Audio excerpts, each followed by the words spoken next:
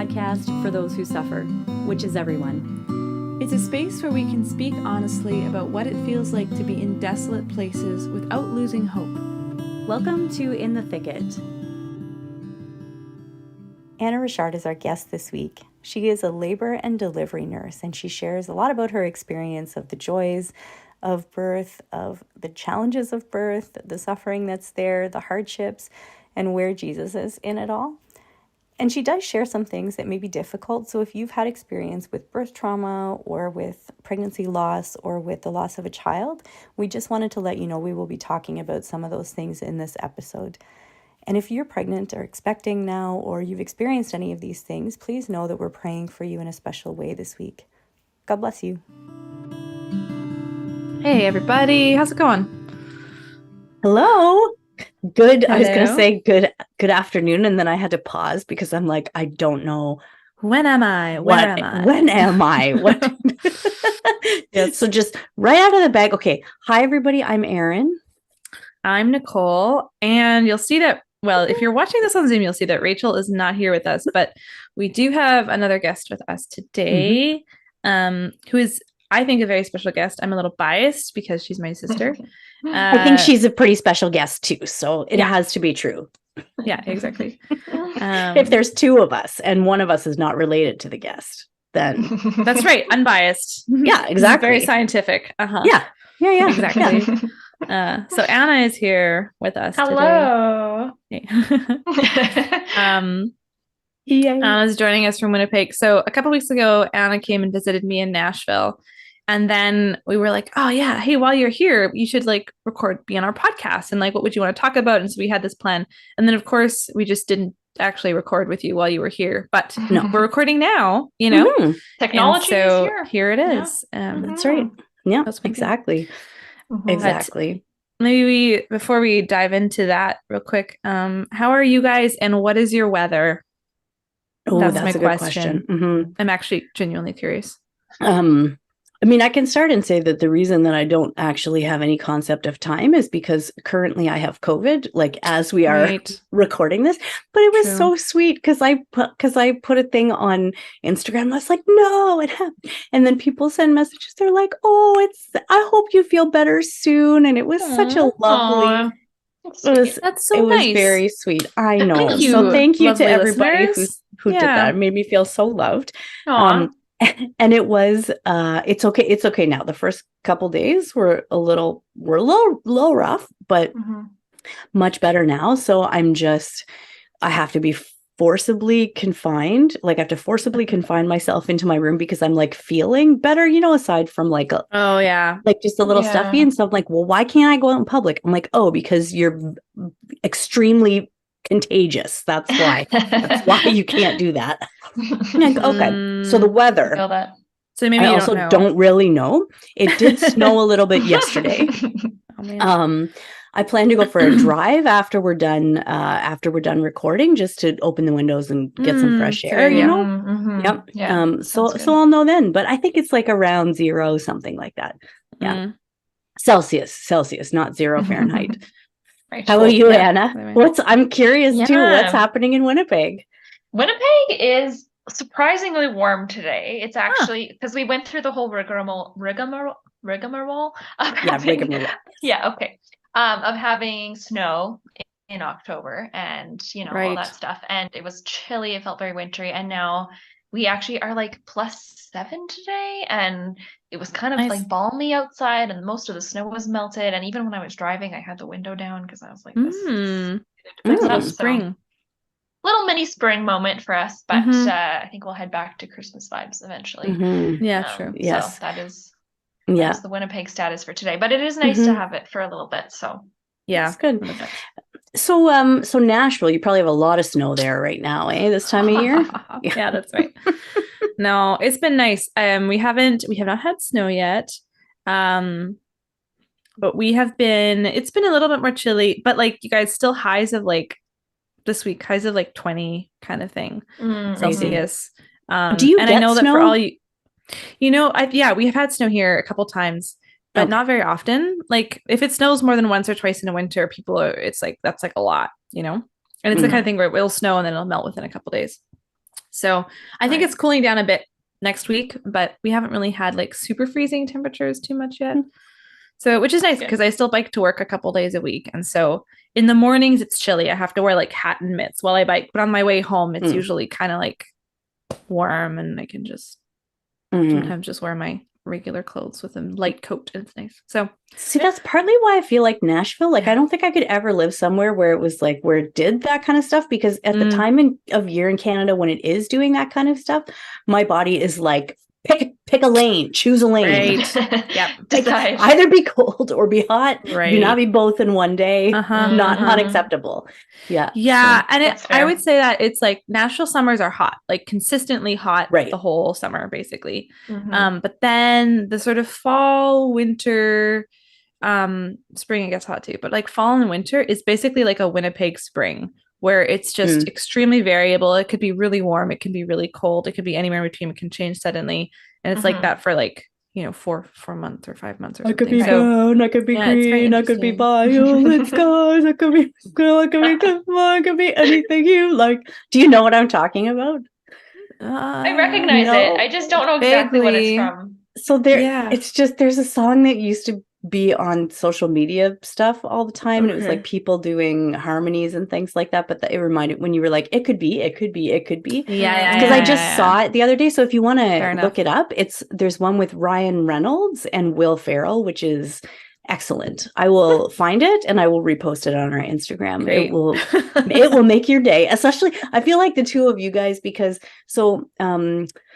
so spoiler alert, everybody, there's a lot of musical talent in this Zoom right now between Nicole and Anna and the rest of the Richard family. They have a CD, one CD. Oh gosh. Yes, that was a long time ago, but yes. It was. I remember it though. I remember it well. Yes. So you guys are intimately familiar with and excel exceedingly in things musical, including harmonies. So that's why I think you would enjoy that particular Instagram thing. I've just been looking a lot of Instagram the last few days. That's all. I'm just going to say it. You know what? I wonder why. I wonder if it's because you're trapped in a basement, Yeah. Pretty much, yeah. That's good.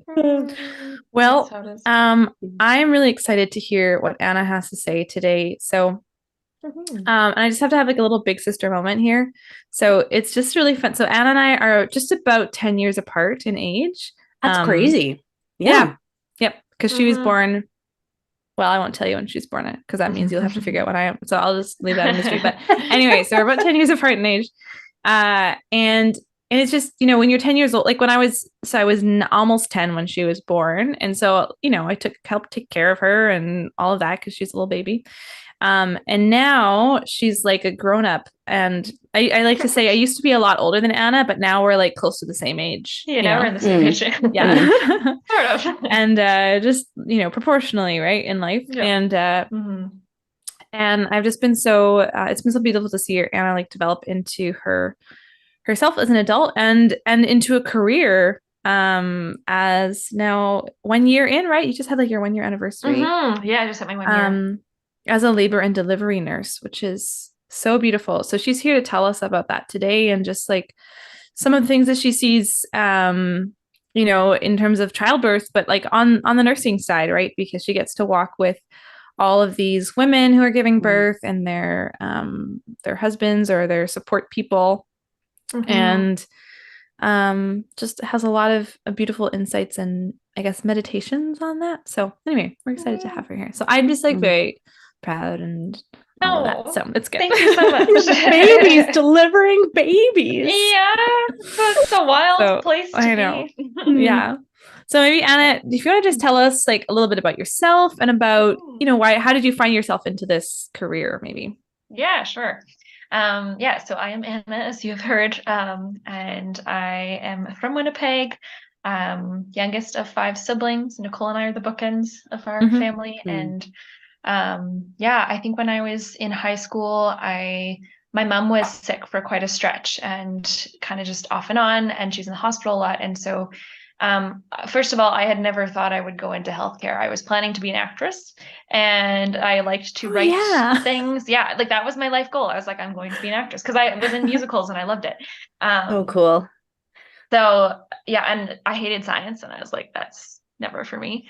And then yeah, once I hit high school, I think a few things happened that kind of just steered me in a different direction. But I ended up getting into my sciences. Like all of a sudden, I was like, oh, I know how to memorize. I understand biology. This is very interesting. And then yeah, my mom was sick for a while, and so that was like I was in the hospital a lot with her, just like because I homeschooled as well, so I was around her kind of like supporting her and even just watching the nurses a lot. And I started to be like, like this is sort of feels like something maybe I could do. And around the same time, I started watching the show called The Midwife. Oh, I don't know if you guys have seen Nice. that. Yeah.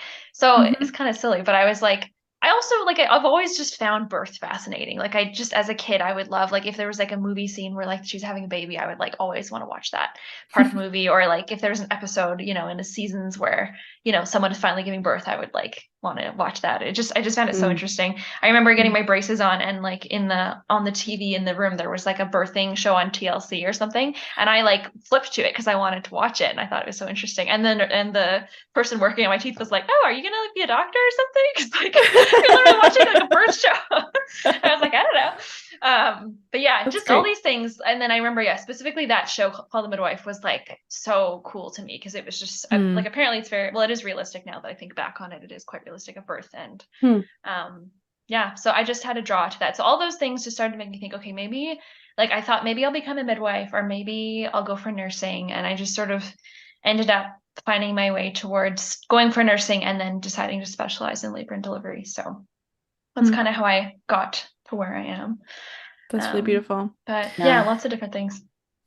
Well, it was amazing for me because that time when our mom was sick, I had moved, I was living away from home. Cecile was living away, our second sister was living away from home.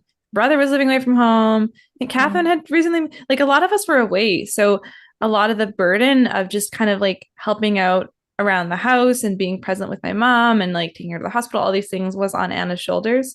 And I remember like, as siblings talking and feeling bad that, all of a sudden here's our youngest little, like, our little baby sister, and she's all of a sudden shouldering all of this weight. But it was just really beautiful to see how like, yeah, the Lord used that to inspire and like give her these skills that, she's now using in different ways. So it's just cool. Yeah. And so you are 1 year in now.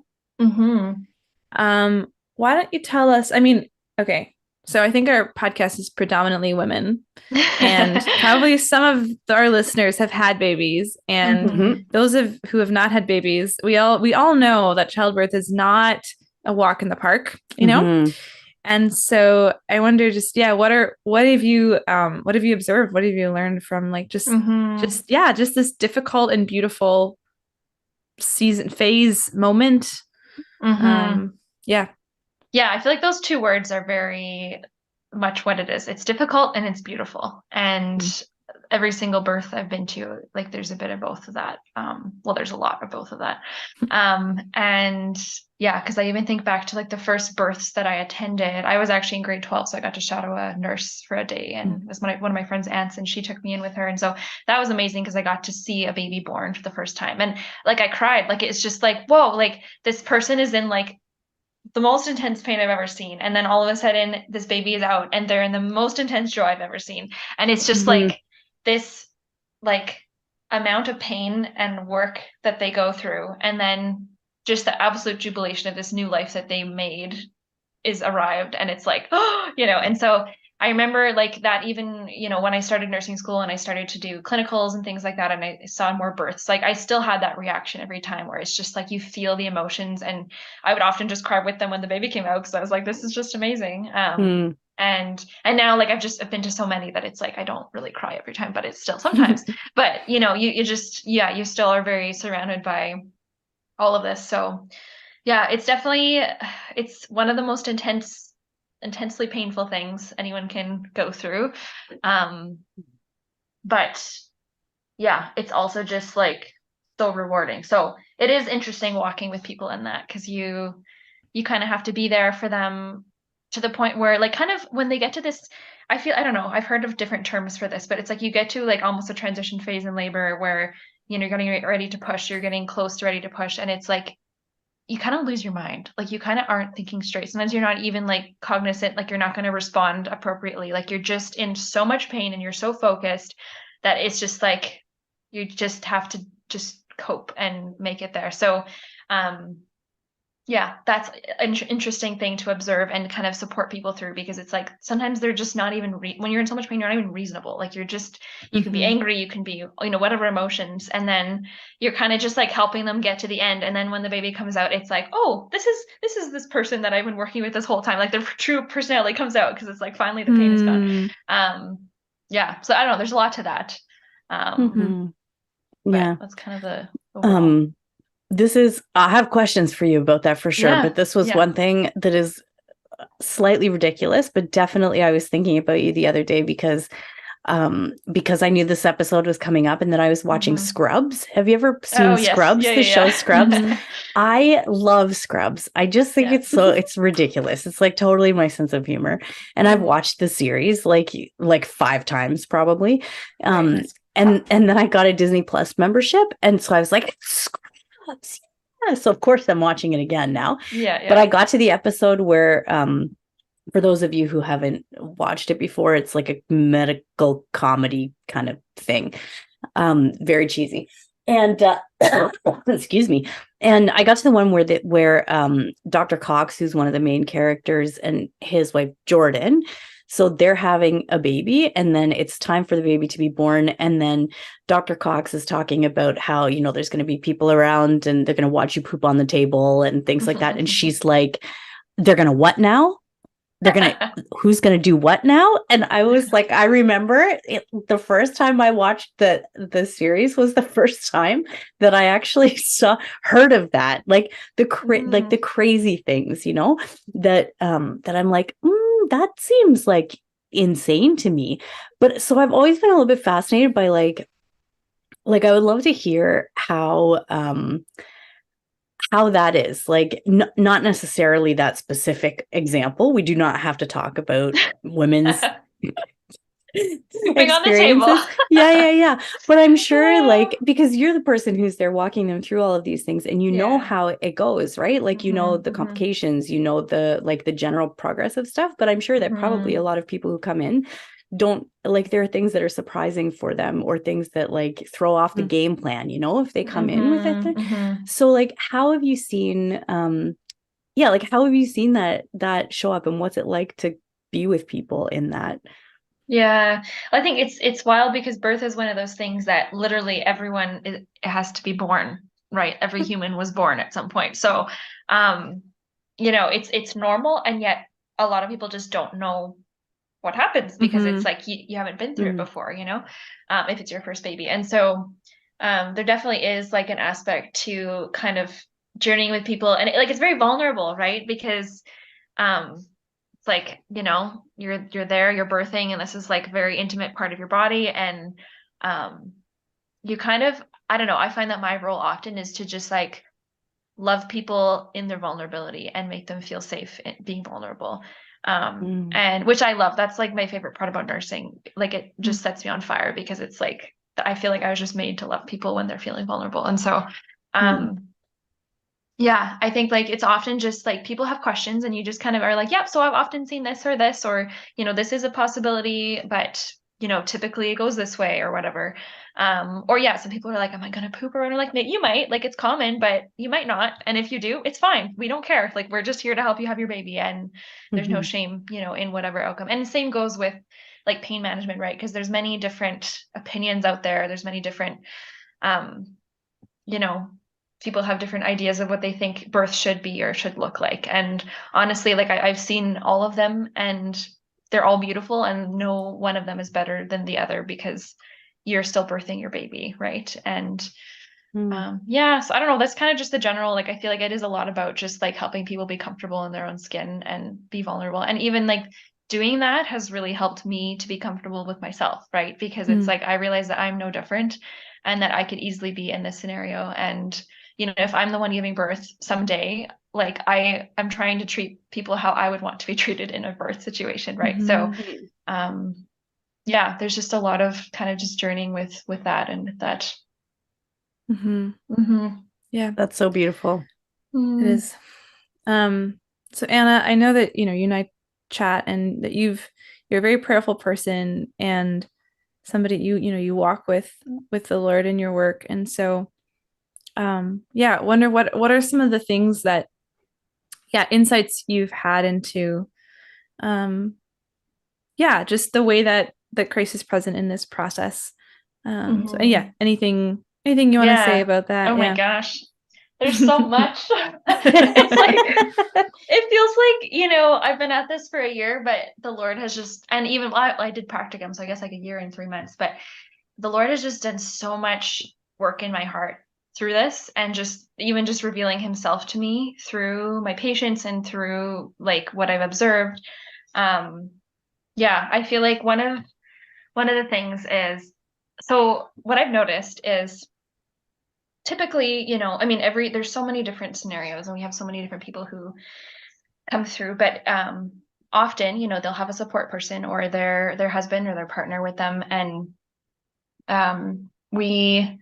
what I've seen is that when our patient has like that person with them supporting them through their labor, it's like way more manageable. Like if they didn't have that person there to like love them through this intense suffering, and to like sleep on the little cot beside them, and to like, wake up when they're, distressed, or to like rub their back, or do all these things that are like very supportive. It's just a totally different experience. And I think it's much more difficult.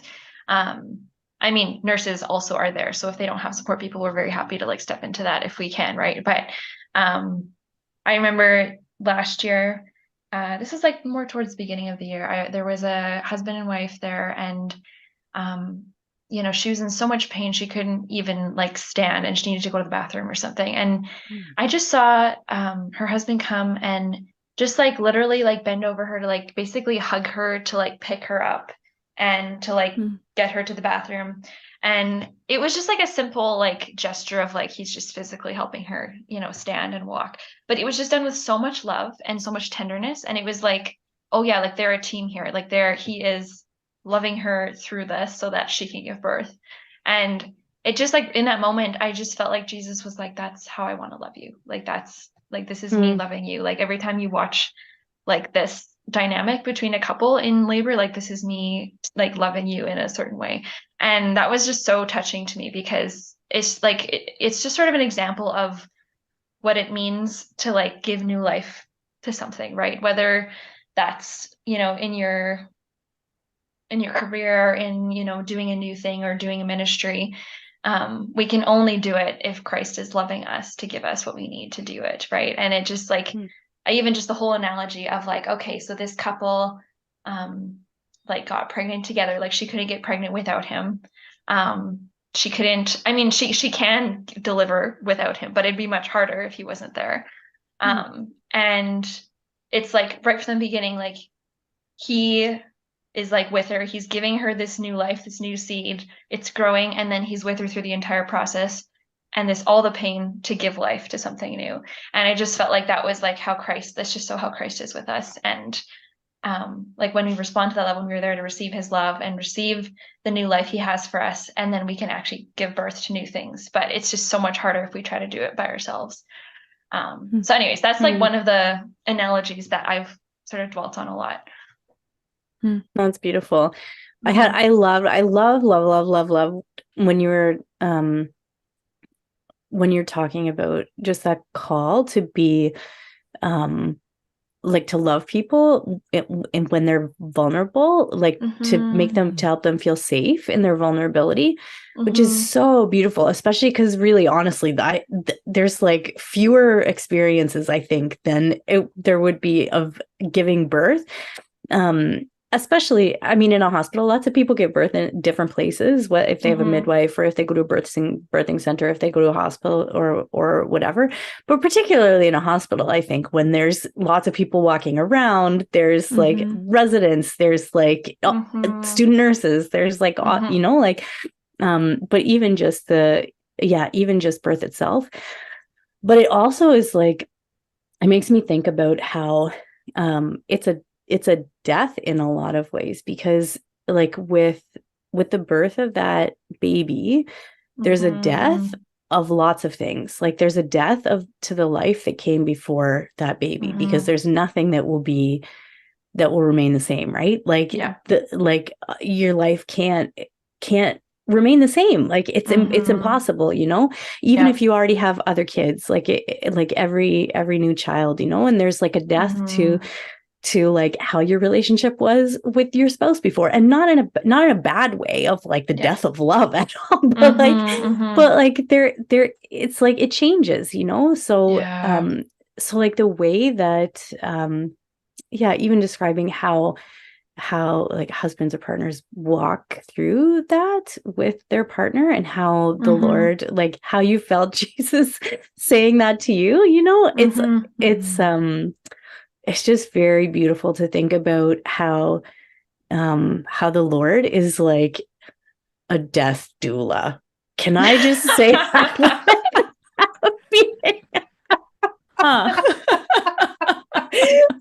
Oh my gosh. And I mean that in the best way possible, because I know that term I get it though. right, but it's like it's kind of like that's true. Like he walks us into death, to bring life from it, but never as an end in itself, but always to bring life from the resurrection from that. Always the resurrection, always life from that.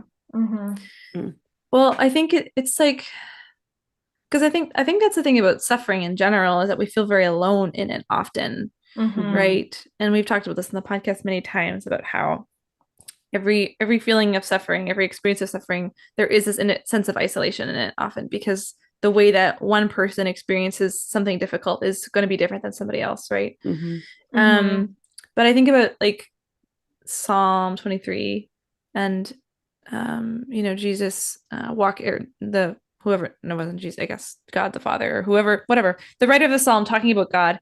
And I'm trying to remember the actual words, but the Lord is my shepherd, I shall not want. He makes me lie down in green pastures.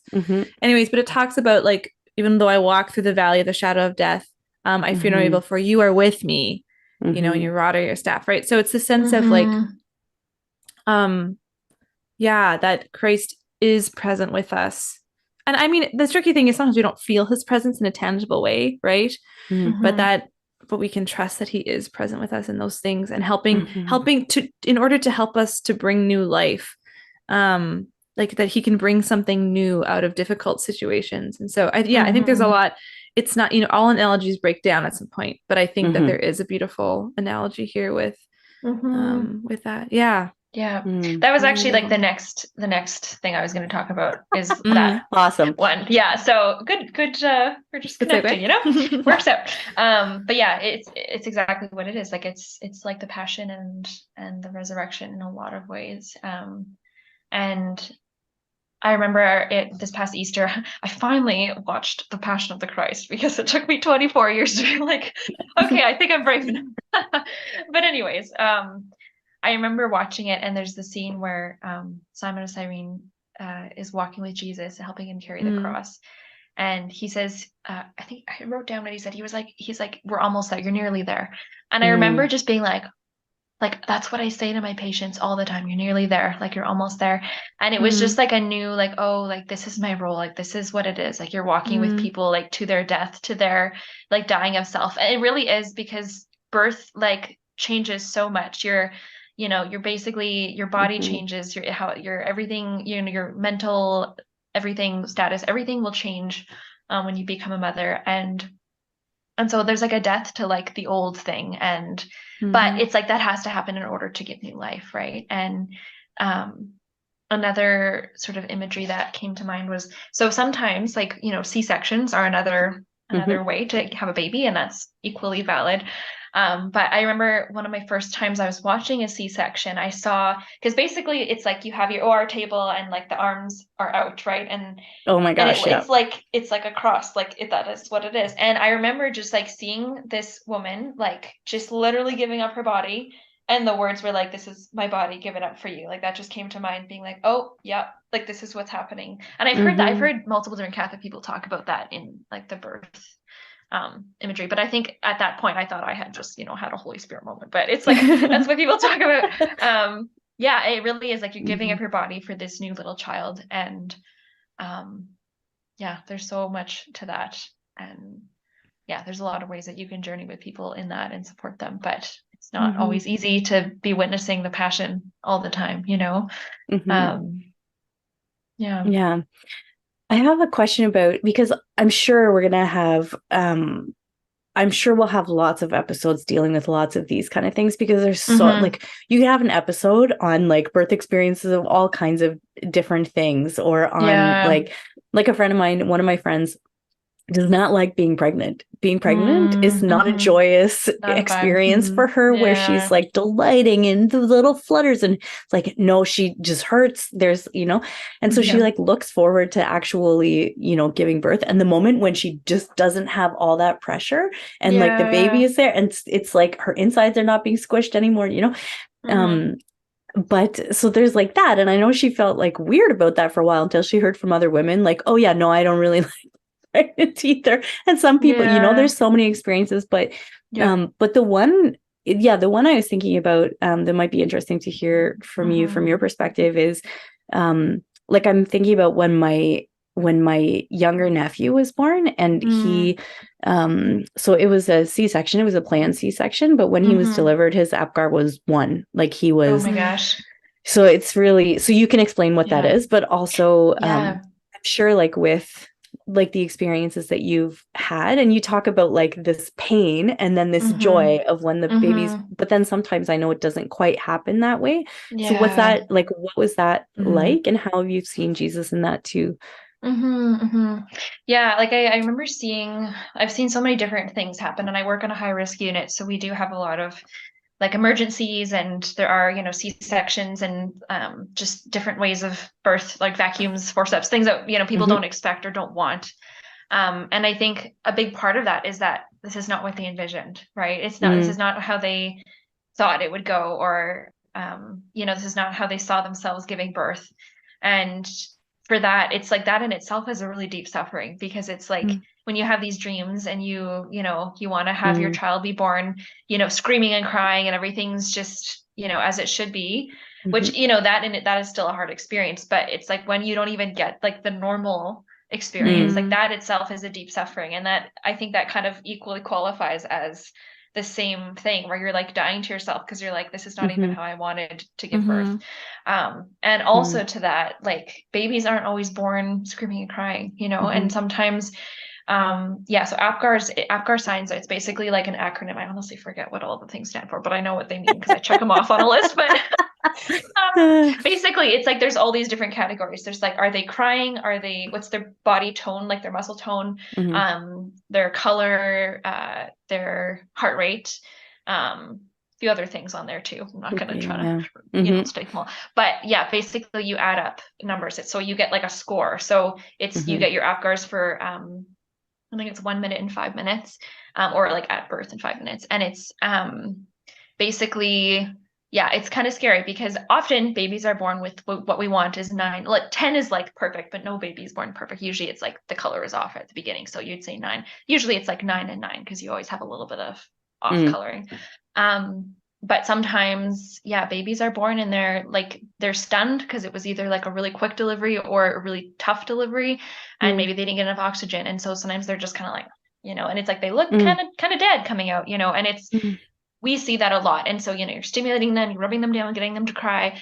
And usually that does the trick, but sometimes that doesn't do enough and they need more help. And so you have to take them over and start doing like bagging them and doing different efforts to like get them going, and it's really scary. Like, it's one of the scariest things that a parent will see, because it's like you literally have no control over what's happening, and all these people are rushing around, especially if it's like a high risk delivery. There's going to be a lot of extra people in the room to resuscitate your baby if they need it. And it can be very, very challenging to watch your baby go through that. But that's kind of the overview. So how have you found like, what is it like for you to walk with, so I'm like so emotional this episode. I love babies so much. Oh my. But what's that like for you to be like walking with moms and dads when something like that happens that's unexpected? honestly, like it's kind of a lot of sometimes I feel like I have to you really have to hide your own fear and your own concern because you have to be strong for the parents, right? Like obviously like you can still allow yourself to feel things, but it's often a lot of just being like, okay, so this is happening, baby's not doing as much as we'd like right now, but we're all doing what we can. This is what they're doing over there, just keeping them updated. But it's almost like you have to be like kind of just talking them down, because often it's just like anxiety just goes up super fast, because of course it's super freaky to see your child not thriving right away. Right. I do find that challenging sometimes, because I often don't even know what to say, because it's like we are doing everything we can and it will probably be fine, but I can't really tell you that because I never can guarantee anything for you. And yeah, that it's kind of hard sometimes to be that person, because it's like, I know I'm the medical professional here, but really I don't have an answer for you until we know what's happening. But it is good to it is nice to be able to support these parents in this moment of high distress, because it's like they just went through a distressing thing. It should just be happy right now, but right now they're stressed about this other big thing happening, right? And so it's kind of going from one extreme to the next.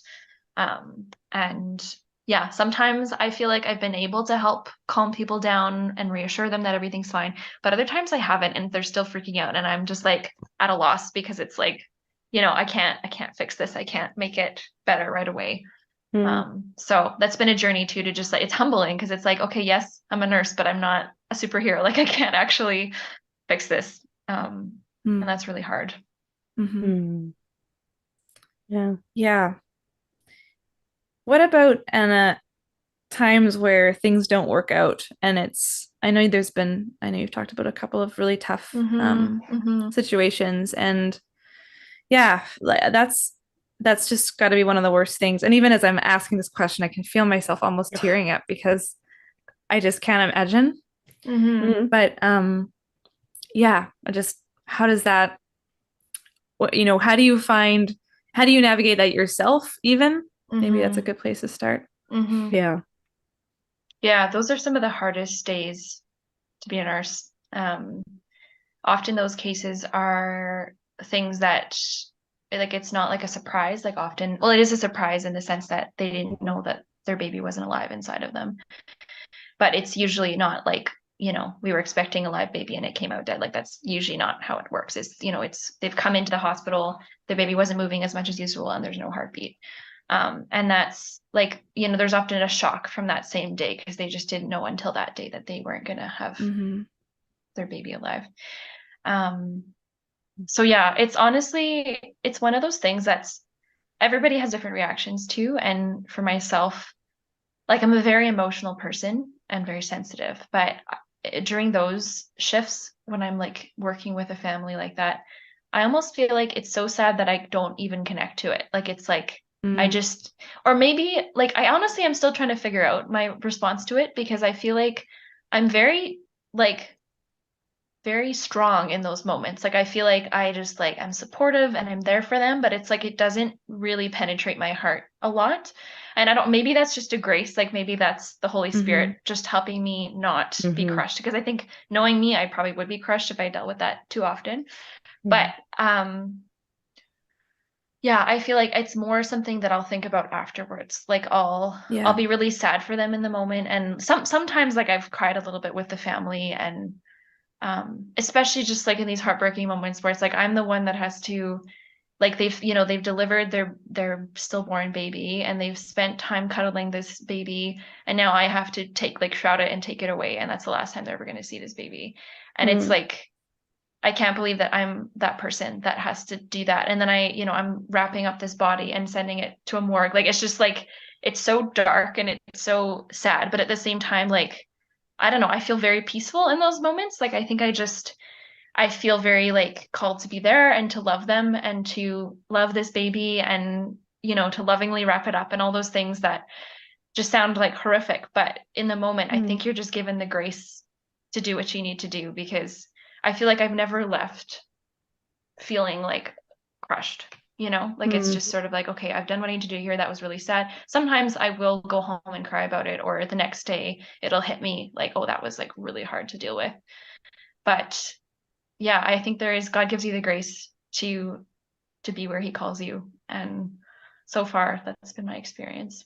Mm-hmm. So yeah, but it's not easy. It's one of the most heartbreaking things is to watch parents go through the death of their child. And like, you don't even know what to say sometimes, because it's just like, all you can do is just be there and listen and bring them food and, pain management and all those things. But there's not a lot more than that. And obviously praying for them too, which I do, but yeah. Yeah. Mhm. That's hard. Mm-hmm. It's so interesting that you say that too about like the Lord offering grace, which totally you would think, of course he does. He called you to this job. He gave you the skills for it. He, so of course he's going to give you the grace for those things. But even thinking about like those families, like it's not, I mean, it happens places around the world all the time, every single day that families are, or there's complications, or there's, or things don't, the birth plan doesn't work out like they were really hoping, and it's crushing, or like all of those kind of things. And people still, like, it doesn't mean that trauma doesn't happen, or that counseling isn't necessary, or that, that there's not some things that need to be dealt with for sure. Or that people might need support in. But at the same time, it is like even in my own life, I can like, even if I'm thinking back to my nephew when he was born, and when like also I would just like to say, you might laugh at this because it was totally crazy. Like my brother-in-law, I think he just didn't even register that like stuff was serious and happening, because he was just like taking pictures of the baby. He's like, so he's like so he's sending us. So I have these little pictures of my nephew, and he's like, he's got no muscle tone. And praise God, he's fine. Just for everybody, like he's a very healthy, like he had, and also you probably laugh at this too, Anna, but they kept him because he ingested some meconium.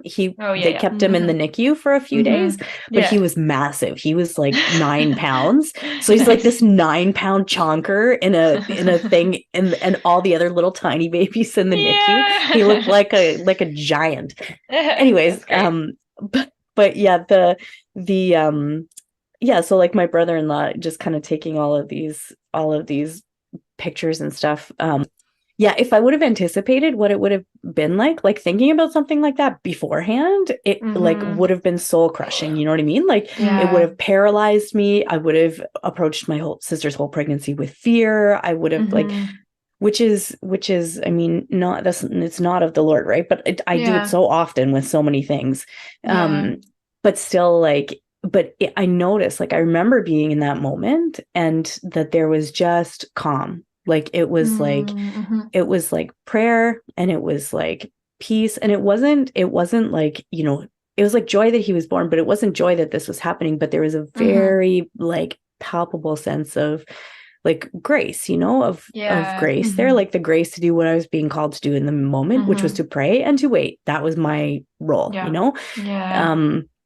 so it just strikes me about like, is that something that you experience, like in those moments where it seems like there's like emergency, or there's something happening or whatever? Like, does it feel like that for you? What's your experience with that? It depends on the situation. I feel like I'm still honestly learning to deal with adrenaline, like in like those panicky situations. So we do have a lot of emergencies on our unit, and we often are running, like, when someone hits the emergency bell, we're all like running to the room, and you have to go and like grab things, and it's like very quick, and I think at the beginning when I started, I just kind of was paralyzed by it, because I was like like this, there's a code blue and I don't know what to do, like you're just kind of overwhelmed with it. And then but over time, in like those sort of emergencies, like I think now, like, I'm able to kind of like, okay, this is my next step. This is what I have to do. Talk to this person, call this person. Like, it's kind of like there is like a protocol of like things I go through. So in that sense, I don't think I feel calm, but it's like, at least now, like I've trained myself to like just start with the steps, Sometimes I still panic and I just call for help. But there's a grace to like do what you need to do. Yeah, exactly. And honestly, like there's also just people, like God provides people, and there's like the team that I work with is incredible and are so supportive. And so I feel like they've kind of like really helped me get to where I am, and they still help me when I'm like, I don't know what to do, someone help me.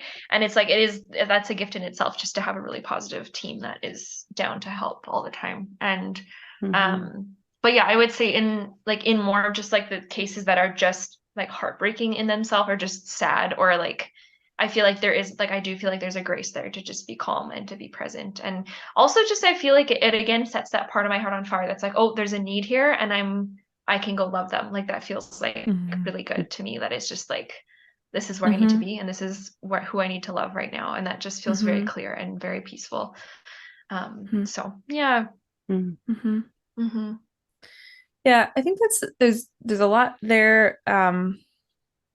But I think something that's hitting me is when you're talking about the peace that comes when it is so clear who you are called to love in a moment, right? And I think that that's something that, any of us listening can take into our daily lives. Like, if I think of myself as a professor, some of my favorite moments are when students come to chat with me, come to my office or talk to me after class. And I think it's a similar thing where it's like, okay, in that moment, like, there is nothing else that I need to be doing but sitting with this person in front of me who wants to, talk about their paper, or talk about some decision they're trying to make for their education. And there is something that is a huge blessing to know, yeah, this is where I am called to be right now. Because I think, this is maybe going very, very broad, but yeah, our world is big. There's a lot of choices. There's a lot of things. And I think that, Anna, you're a year into your career, right? So it's still fairly new, but I think there is something to that of like discerning job, like discerning career. It's where do I get that sense of, yes, I can see how I am called to love this person in front of me in this context, whatever that job may be. And where there's peace with that. I think that's a really, that can be a helpful thing, maybe, in discernment. So yeah, definitely. Yeah, I think it's beautiful. Yeah. Like, that's whenever there's peace in a ministry, or like a loving action, like, that feels like a good confirmation. Yeah, exactly. Yeah, that's beautiful. Yeah, I think I'm like curious also to hear about things, like, even if you wanted to share, like, both at a practical level or a spiritual level or whatever, like, what are things that you found that you've seen that have been really touching with how, like, partners support each other, like with how husbands support their wives when they come in or whatever, or things that have been like, or like, you don't have to share like things that are, this jerk came in and did, but if there's like, you know what I mean? Like, things maybe that people don't think about that helpful actually and less helpful things. Yeah, helpful and less helpful things, or that made you kind of think, Yeah. I mean, I think it's very like dependent on the person, like, who's giving birth. So some people might find it really helpful to have, their partner say certain things to them. Other people will find that very aggravating, just depending on the person. But in general, yeah, when the partner is present and just like focused on the woman giving birth, that is when I feel like it's been like the most fruitful. Like, they're just there and they see them. I remember there was this one family, and the partner just kept saying to his wife, like, I see you. I see what you're going through. I see how hard this is. I see you. And it was like, wow. Like, even just the validation of like him just being like, I'm watching, I'm noticing, is like, wow, like, this is very attentive. Like, and yeah, I think it just that presence and support, and just, there's actual practical things you can do. And like, often I can show you hip squeezes, or like counter pressure, things that are like actually helpful, for someone who's in active labor. But yeah, I would say just like having the attention. What I've seen the reverse of that, which has not been fruitful, right? Where it's like someone who's distracted, or on their phone, or just like scrolling TikTok while she's going through a contraction or whatever. And just like, yeah, I just feel like the lack of presence often is probably the most destructive. Or, someone who is trying to make decisions for their spouse, where it's like, oh, like, you shouldn't get an epidural, or you shouldn't, I don't know, whatever it is, like, ultimately, Right. obviously, like they're a couple and they are trying to make decisions together, and maybe they've made up a plan beforehand and whatever. But yeah, I think just like really being in tune with the person who's in pain and kind of just like following their lead in terms of like what they need for supports, because often people don't know what they need until they're actually in labor, and then they're like, oh, I need to do this. Yeah. Yeah. Yeah. There's so many things that just That's remind me about God and that, like, yeah, like the, even the, excuse me, it's like the stereotypical thing of like, you know, what you see in every movie, that it's like birth time, and then the woman all of a sudden looks at the husband and is like screaming, and I'm like, Careful. Yeah. all of those kind of things.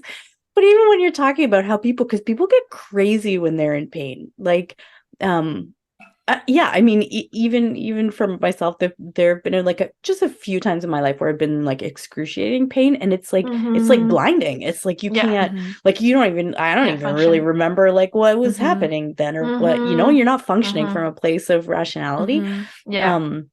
But that, like, yeah, that, I mean, the Lord is always like the patient partner, who's there and all of those things, and he knows, like, and even if it's not like physical pain or something like that, the same thing happens with emotional pain for us too, right? Where it's like we get in so much pain and we just are like, he knows when we're in control of our faculties and when we're not in control of our faculties, when that's the whole reason why we have something like what is the word, not concupiscence, when the level or the seriousness of sin is mitigated by the circumstances.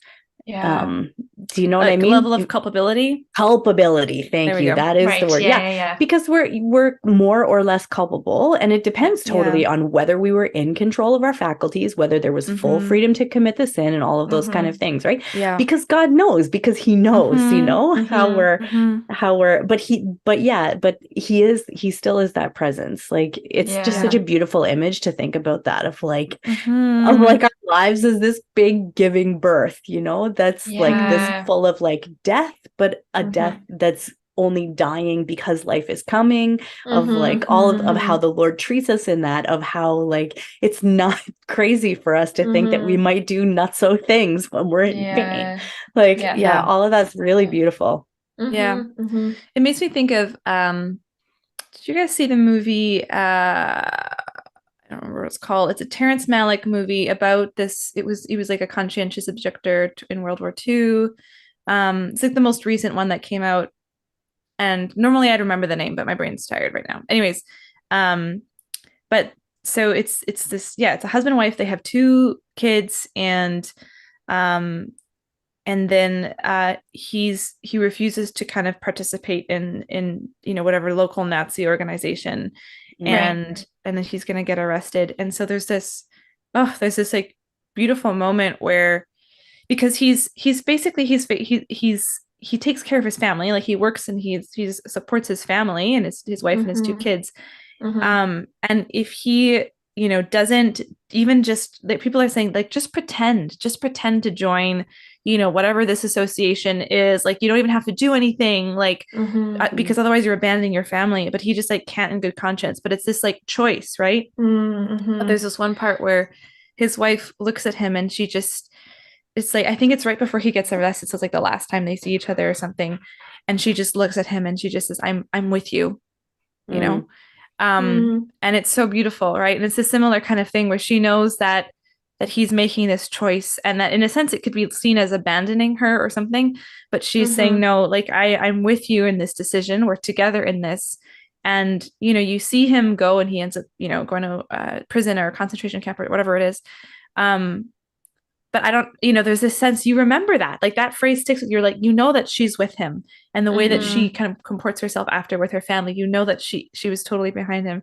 And I think that that's so beautiful, it's like, this beautiful way that we as humans can be with one another when the other is suffering, I think is so beautiful. But it also reminds me of, like, Christmas is coming, and that is like Emmanuel, it means God with us. And how simple and how comforting. is that God is the God who is just with us, because ultimately that's what we need, a God who has that attention to us in whatever we're going through, and he's just with us.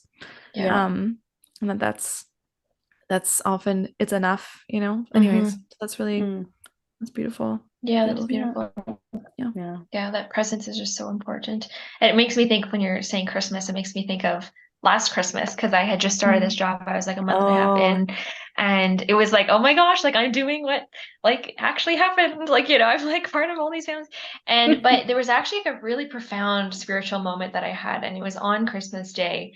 And I wasn't working. I had worked the day before, but it was the day. Yeah, I had the day off. So, and this particular Christmas, I was just struggling with like Christmas blues kind of things. Like I was happy to have my family around, but I was also feeling really alone, because everybody there, like I was like single at the time, and everyone in my family had their partner, boyfriend, girlfriend there. And like it was really nice to have them around, but then it was still just the sense of like, okay, I'm still on my own here. And like I remember going down to my room and just being like crying and just being like, I'm just not feeling this day. Like this isn't feeling good. And I decided to just have a prayer time. And in the prayer time, I felt drawn to spending time with the Holy Family. And for someone who like isn't Catholic, I don't know, it might sound kind of weird, but like basically it's you're meditating on like a scripture or a story about Jesus, and you're basically placing yourself mentally in that time, and you're letting God speak to you through that. So that I just was deciding to sort of meditate on like the Christmas story of Mary and Joseph and baby Jesus. And so in my mind, I went to the stable, and I just like sat down with the Holy Family, and Mary was like giving birth. And it was like, I was like, oh, I know how to help with this. Like I've been doing this, like I can actually be helpful here. And it was like this desire to just like help Mary have Jesus and be her like nurse, and like, support her through this like amazing birth. And, it was just like this whole imagery was just like very strong for me. And I remember just like even in my head, just like kind of laying on the hay with them and like cuddling with baby Jesus and just being like, I'm with the Holy Family right now. And also in that, it was like, I felt like Joseph, who is like the father of Jesus, I felt like he was like, we're so happy you came to spend this day with us. Like, we're so grateful for your presence. Like, the fact that you are single and you have the time to be with us and to like take time away to like be with our family is like so meaningful, which I know just again sounds kind of crazy, but it was like, it touched me so deeply. And I realized that it wasn't about that day. It wasn't just Christmas Day, that he was speaking to my whole life. He was like, we're so happy that you have chosen to spend your time with the Holy Family and all of these families that you spend time with in birth, And it just was like, whoa, like this is like, it just, I hadn't put that together in my head yet, that like all of these families are the Holy Family. And yeah, and so that was super healing for me too, because I just realized like I am needed here, and like this is where I'm called to be, and this is the season that I'm in. That's beautiful. That's really beautiful. I love it. Yeah. Well, thank you, Anna. Thanks for all of these just like beautiful meditations, really, on giving birth. And this is not to diminish just kind of the raw reality of it. I'm sure that for many women, they're in the middle of giving birth, it doesn't feel like mystical and nice and all those kinds of things. So we're not trying to pretend that or anything like that. We're not trying to over spiritualize it in this conversation, but just, I think one thing that I am also taking away, Anna, is just like you as a young person in your career, experiencing integration with your faith life, right? And seeing how and that's not just that you're trying to go and like tell everybody they have to be Christian or something, but just the way that you allow the Lord to love people through you. And I think that can be an encouragement to people to see, whatever career they're in, like how is the Lord calling you to love people in your career? How is the Lord present in that? Just so I offer that as a thought for folks maybe listening, and maybe also your early career or anything like that, or not early career, later in career, right? Of like, how is, it doesn't, we don't need to be we don't need to be like CCO missionaries or focus missionaries in order for God to use us in our work and for what we do to be a ministry of some kind, just in the way that we love people and to do our job to the best of our ability. So, Yeah. Oh, my last thought for the day. Yeah. Sweet. Okay. Well, That's great. Usually we end with like a little God wink, but I don't think we forgot to like talk about that. Erin, do you have a God wink by any chance? Well, I have a kind of God wink. It's like a semi God wink. So it's basically like a resurfaced memory that totally applies to this. So even when you were talking about birth stuff, like I was just remembering last week, because there's a number of women who I know who are like very prego at this point in time. Like they are going to have their children like sometime this week, probably. Wow. And so I've been praying for them. But then also I was thinking about, it reminded me about when one of my friends was giving birth to her last baby, and she sent like a big thing out to people and just asked for prayer intentions, because then so she would take one prayer intention off the list for every contraction. So her husband would just tell her like, So okay, beautiful. this time it's for this person. And so then she would offer that, the pain of that contraction. For that intention. And I was like, oh, that's good. Anyway, so I just feel beautiful. It was like a memory that I had kind of come back to me recently as I was like praying for these women, and it feels like, oh yeah, no, that's a beautiful thing that to share on the episode about birth and birth's beauty and terror and goodness. Yeah. Wow. Yeah. That's so beautiful. I love that. It's a beautiful one. Yeah. Yeah. Man, it was so good to see you today, Anna. Yeah, you too. So good to be here. Yeah. Thanks for having me on the podcast. Yeah. And I'm I mean, listening now to this podcast, so there's only two Richard siblings who've not yet been on the podcast. Yeah. Wait, right. is that true? Yes. Cecile and Dan. Has Catherine been on? Yeah. Catherine was on for Providence, Trusting in Divine Providence. Oh, yeah. Right. Yeah, that's right. Sorry, Catherine, if you're listening. Sorry, I forgot about you. That's awesome. Yeah. That's awesome. So slowly, because also Nicole's parents, Nicole and Anna's parents, were on in our very first episode talking about the pain of waiting. Yes. So we have been making our way through the full family. So by the time that time we get to like season 5 or 6. That's right. Then we'll get all of them in. Yeah, exactly. And then we can start on aunts and uncles. That's when just expand it. Expanding to everyone else. That's great. Yeah, exactly. That's good.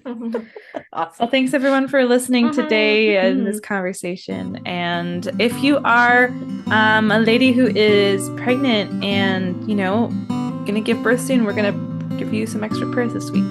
Yep. And for sure. All right. Definitely. Thanks everybody, and thanks again, Anna. Thanks for having me. Take care. Bye. Thank you for joining us for this episode of In the Thicket. If you like what you hear, give us a rating and hit that subscribe button. We have new episodes every Monday with more stories and honest conversations about life when the going gets rough, and the hope and humor amidst it all.